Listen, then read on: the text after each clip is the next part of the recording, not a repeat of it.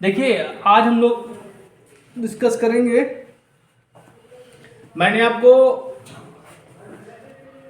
आज हम बात करेंगे धारा के दुश्मन के बारे में। धारा के दुश्मन के बारे में। धारा के दुश्मन को हम लोग बोलते हैं रेजिस्टेंस।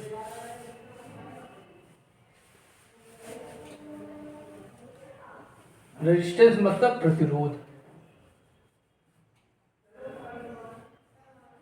ठीक, क्या लिखेंगे? चालक में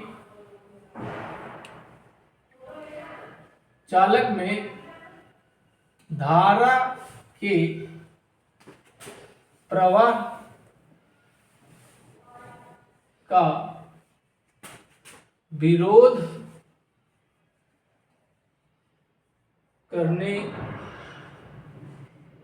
वाले को प्रतिरोध कहते हैं।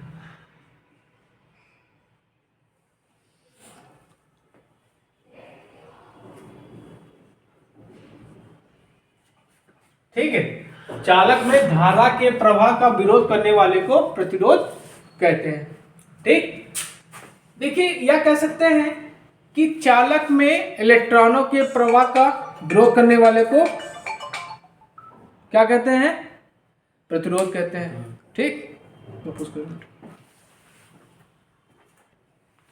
ठीक है, या कह सकते हैं कि कंडक्टर में इलेक्ट्रॉनों के प्रवाह का विरोध करने वाले को भी हम लोग प्रतिरोध कहते हैं। ठीक, इसका मात्रक जो होता है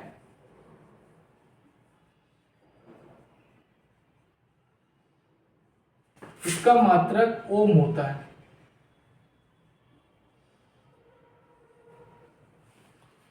ठीक, अच्छा, बहुत से बच्चे कहते हैं कि सर हमको नोट्स में दिक्कत हो रही है, नोट्स हमें प्रोवाइड करिए। तो मैं जो बच्चों लिखवा रहा हूं उसी को आप वीडियो देखते देखते अपनी कॉपी में लिखते चलिए, यही आपके नोट्स बन जाएंगे। ठीक है, इसका मात्रक ओम है। ठीक, ओके।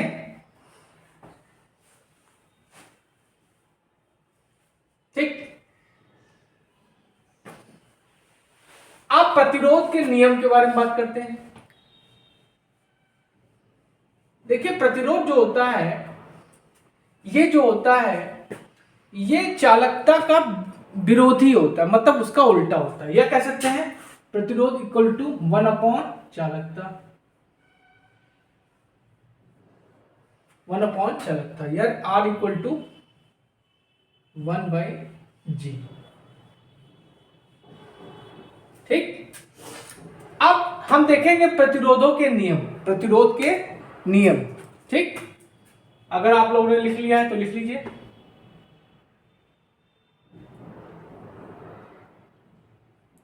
अब हम बात करेंगे प्रतिरोधों के नियम।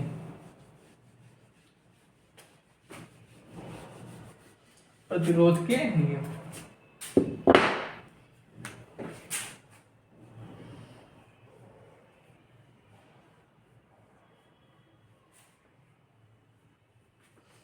देखिए, प्रतिरोध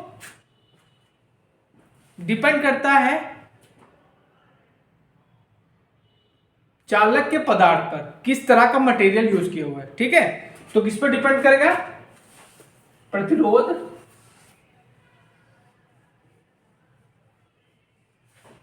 मटेरियल पर डिपेंड करता है, पर निर्भर करता है।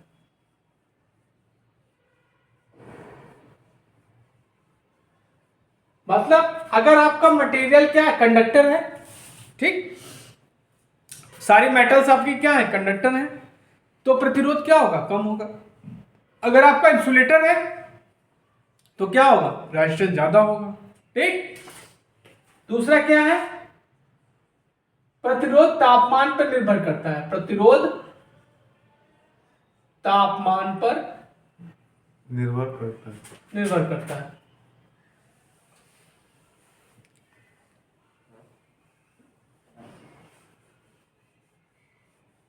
जैसे मान लीजिए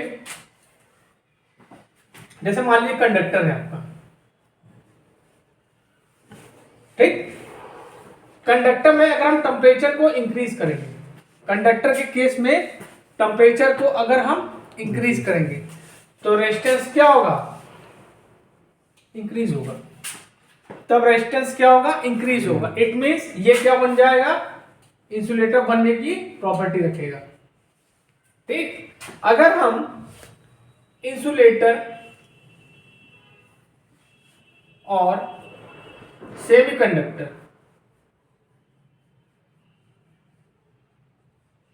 का टेम्परेचर इंक्रीज करेंगे तो रेजिस्टेंस का क्या होगा, डाउन होगा। मतलब ये क्या करेगा, कंडक्टर बनने की कोशिश करेगा,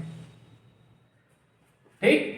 जो सेमीकंडक्टर होते हैं इनको इसी प्रॉपर्टी की सहायता से हम लोग इसको कंडक्टर बनाते हैं, ठीक। इतना लिख लिया आप लोगों ने। और मटेरियल बात करें, अगर कंडक्टर होगा तो रेजिस्टेंस उसका क्या होगा, डाउन होगा, लो होगा। और अगर इंसुलेटर होगा तो रेजिस्टेंस हाई होगा, ठीक। अब अगला पॉइंट, ऐसे मान लीजिए कोई कंडक्टर है,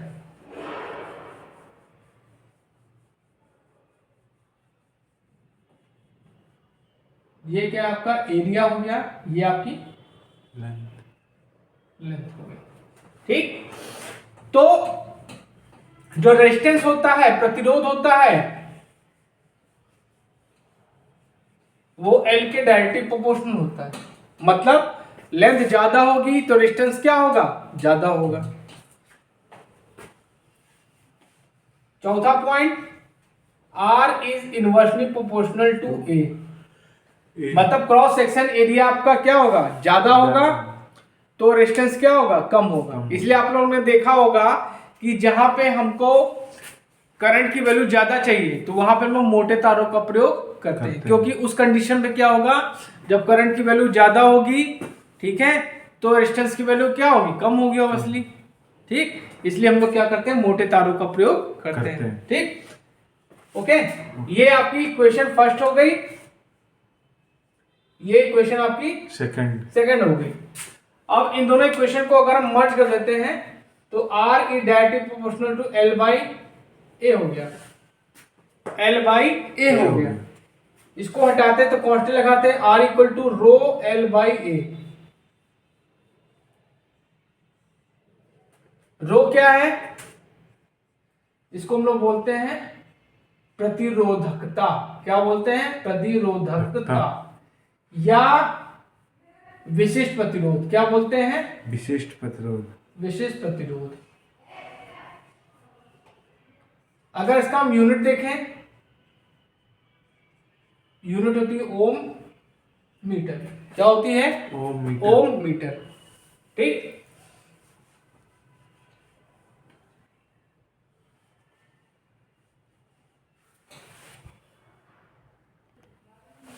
अब देखिए हम बात करते हैं चालकता की, कंडक्टेंस की। कंडक्टेंस,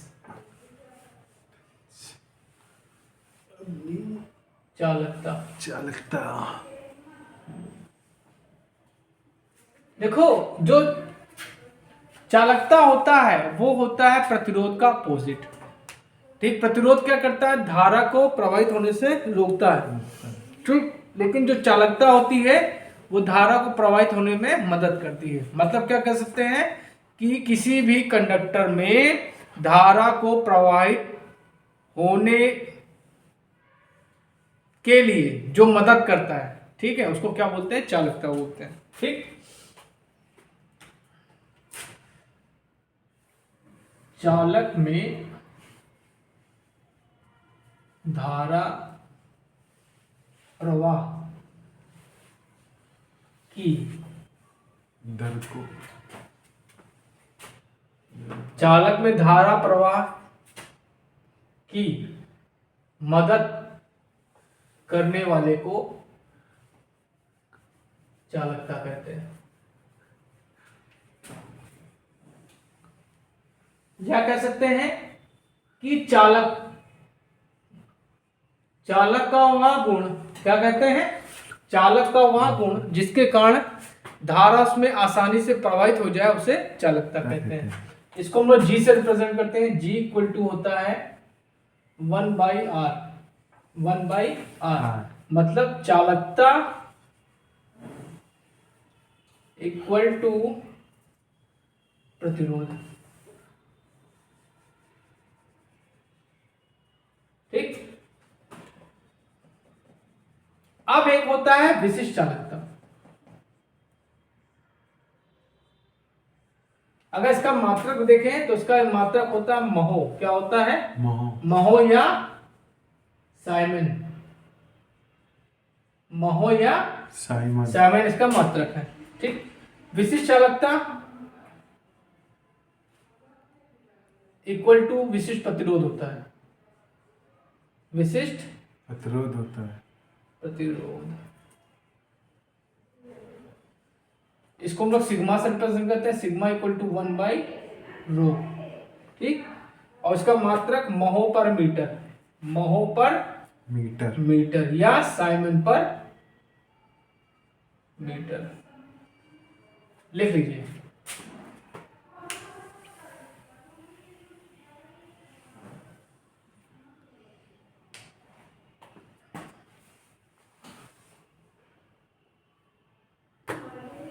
अब चलिए प्रतिरोधों का कनेक्शन देखते हैं। प्रतिरोधों का संयोजन,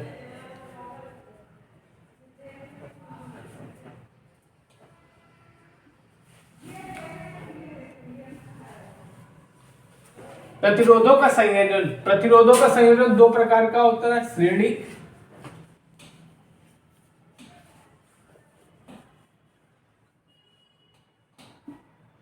समांतर।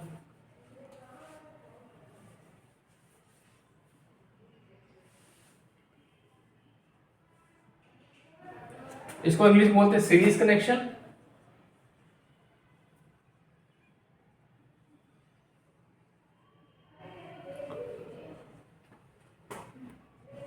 Parallel connection.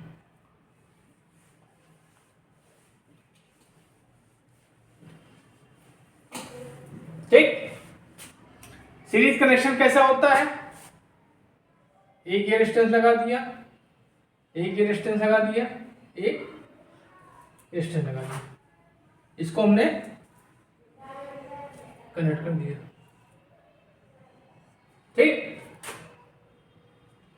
ये हो गया आपका R1, ये हो गया आपका R2, ये हो गया आपका R3। ये हो गया सीरीज कनेक्शन। पहला कनेक्शन क्या होता है?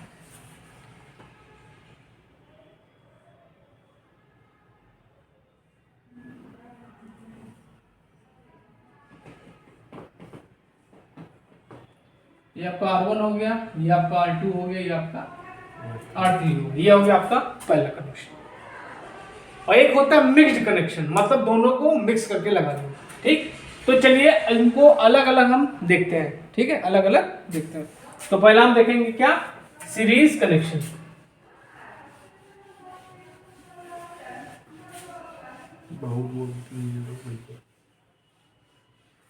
पहला हम देखेंगे सीरीज कनेक्शन। सीरीज कनेक्शन मतलब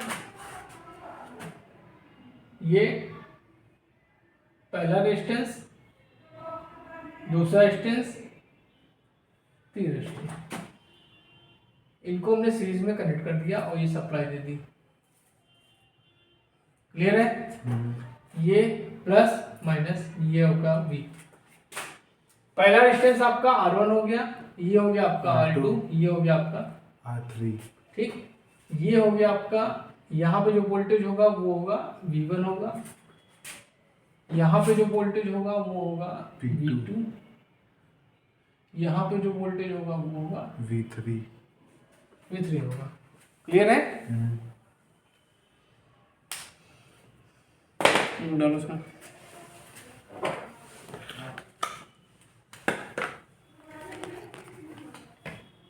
इसमें डालो।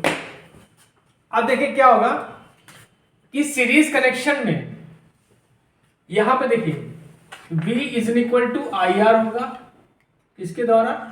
ओम्स लॉ से, ओम से, ओम के नियम से, ओम के नियम से। अब यहां पे जो V1 की वैल्यू होगी वो होगी I R1 होगी, यहां पे जो V2 की वैल्यू होगी वो I R2 होगी,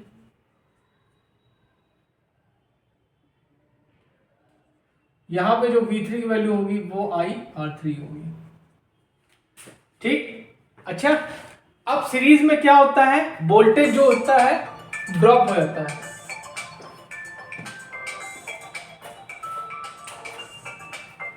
ठीक है, इसमें वोल्टेज क्या होता है, ड्रॉप होता है। इट मींस यहां पे आपकी आई करंट फ्लो होगी। ठीक, यही करंट आपकी इसमें भी जाएगी, यही करंट आपकी इसमें भी जाएगी, यही करंट आपकी इसमें भी जाएगी। इट मींस कह सकते हैं कि यहां पे V equal to V1 plus V2 plus V3 होगा। अब यहां पे वैल्यू उठा के रख देते हैं, V is equal to I R रख देंगे, V1 की वैल्यू आई R1 रख देंगे, V2 की आई R2 रख देंगे, V3 की आई R3 रख देंगे।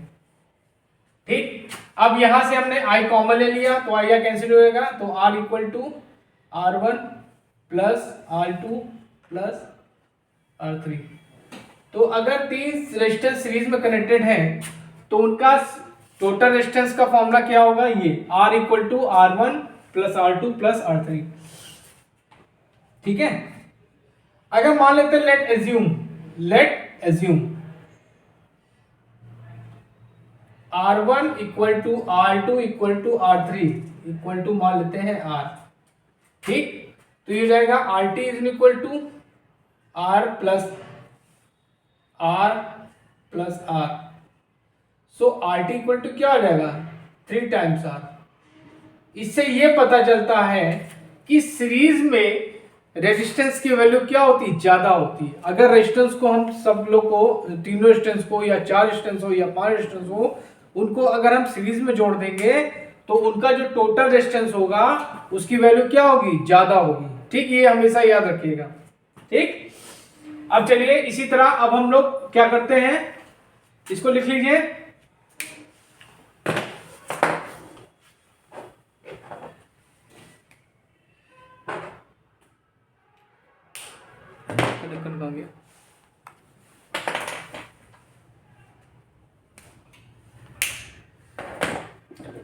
अब चलिए हम लोग समांतर का देखते हैं।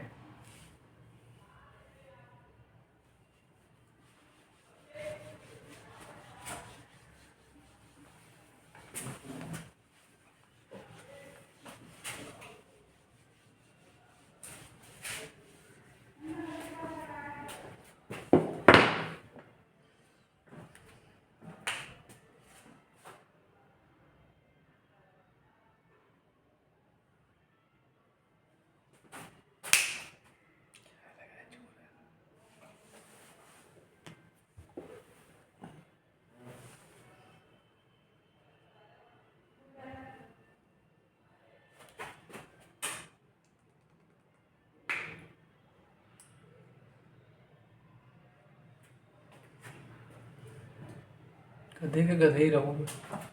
3 रेजिस्टेंस हमने लगा दिए इनको।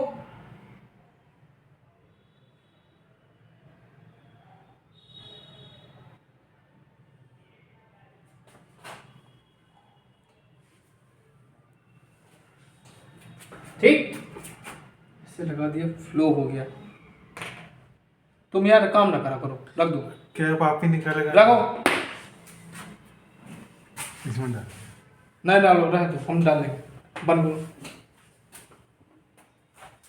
अब देखिए ये हो जाएगा आपका R1, ये आपका R2, ये हो जाएगा आपका R3, और इसको हमने सप्लाई दे दी।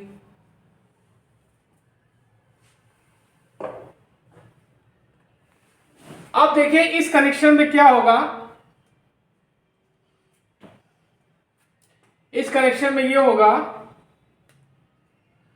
कि यहां पे जो करंट होगी वो 3 भागों में डिवाइड हो जाएगी। ये आपकी I1 हो जाएगी, ये आपकी I2 हो जाएगी, ये आपकी I3 हो जाएगी।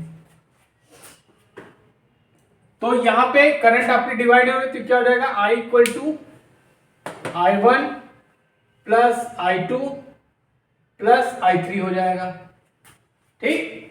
और यहां से अगर हम V की वैल्यू निकालेंगे तो V इक्वल टू IR होगा, I1 की वैल्यू हो जाएगी bye the Ohm's law V upon R1 हो जाएगा, I2 इक्वल टू हो जाएगा V अपॉन R2 और I3 की वैल्यू हो जाएगी V अपॉन R3। ये सब वैल्यू उठा के हम इसमें पुट करेंगे, ठीक। तो रखिए, तो I यहां पे I की वैल्यू निकालेंगे तो क्या V अपॉन R हो जाएगा। तो रखिए इसमें, तो V upon R equal to V upon R1, V upon R2, V upon R3, ठीक। अब इसको सॉल्व करिए तो 1 upon R equal to 1 upon R1 plus 1 upon R2 plus 1 upon R3, ये हो जाएगा पैरेलल में कनेक्शन का फॉर्मूला, ठीक। अगर मान लीजिए दो रेजिस्टेंस है आपके कनेक्टेड पैरेलल में, तो फॉर्मूला टोटल रेजिस्टेंस निकालने का होगा RT equal to R1 into R2 upon R1 plus R2। सीधे अगर आप दो रेजिस्टेंस हैं तो सीधे ये फॉर्मूला लगा सकते हैं, ठीक है। अच्छा, अगर मान लीजिए R1 equal to R2 equal to R3 equal to R मान लेते हैं, तो उसको वैल्यू यहां रखते हैं, तो 1 upon RT equal to 1 upon R plus 1 upon R plus 1 upon R, तो RT की वैल्यू हो जाएगी R/3। तो इससे ये पता चलता है कि पैरेलल में रेजिस्टेंस की वैल्यू क्या होती है, कम होती है। पैरेलल में रेजिस्टेंस की वैल्यू क्या होती है, कम होती है, ठीक है।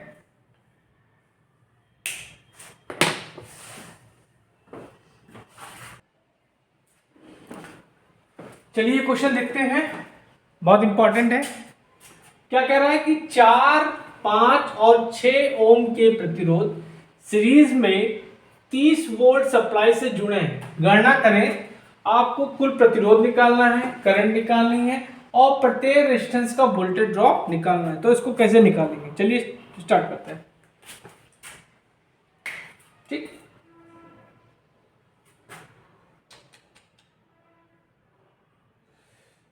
देखिए 3 रेजिस्टेंस आपके किसमें, सीरीज में है, तो ये 4 हो गया आपका, ये 5 हो गया, ये आपका 6 हो गया।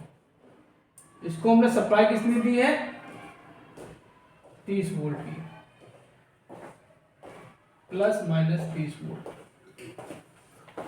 ये आपका 4 ओम हो गया, ये आपका 5 ओम हो गया, ये आपका 6 ओम हो गया, ठीक। ओके, अब हम क्या करेंगे, सीरीज में कनेक्ट है तो टोटल रेजिस्टेंस निकालेंगे। तो सीरीज में कनेक्ट रेजिस्टेंस का फॉर्मूला क्या होता है, RT equal to R1 plus R2 plus R3, तो क्या हुआ 4 प्लस 5 प्लस 6, ये हो गया आपका 15 ओम, ठीक। तो अगर हम by the Ohm's law V is equal to IR होता है, तो यहां से अगर हम I की वैल्यू निकालें तो क्या हो जाएगा, V अपॉन R। V की वैल्यू कितनी है 30, R की वैल्यू तो कितनी होगी 2 एम्पियर। तो इस सर्किट में 2 एम्पियर की करंट फ्लो हो रही है, ठीक। हमने टोटल रेजिस्टेंस निकाल लिया, करंट निकाल ली, ठीक। अब यहां पे हम निकालेंगे वोल्टेज ड्रॉप, ठीक। तो V1 इक्वल टू क्या होगा, I इंटू R1 होगा, ठीक। I की वैल्यू कितनी है 2 और R1 की वैल्यू कितनी है 4, तो कितनी आई, तो चक्को 8 वोल्ट। तो यहां पे कितना वोल्ट होगा, 8 वोल्ट होगा, ठीक। दूसरा V2 निकालना है, V2 मतलब इस रेजिस्टेंस में, तो I R2 हो जाएगा, I की वैल्यू की 2 और R की वैल्यू 5, तो कितनी है 10 वोल्ट, ठीक। और यहां से अगर हम V3 निकालें तो V3 इक्वल टू हो जाएगा I R3 इंटू 6 कितना आया 12 वोल्ट। अच्छा, अगर आपको चेक करना है सही कि नहीं तो क्या करेंगे, सीरीज में क्या होता है, V इक्वल टू क्या होता है, V1 plus V2 plus V3 होता है। तो इनको जोड़ने पर 30 वोल्ट आना चाहिए। तो 8 प्लस 10 प्लस 12 तो कितना आया 30 volt. It means you are right. Note कर लीजिए, बहुत इंपॉर्टेंट क्वेश्चन है।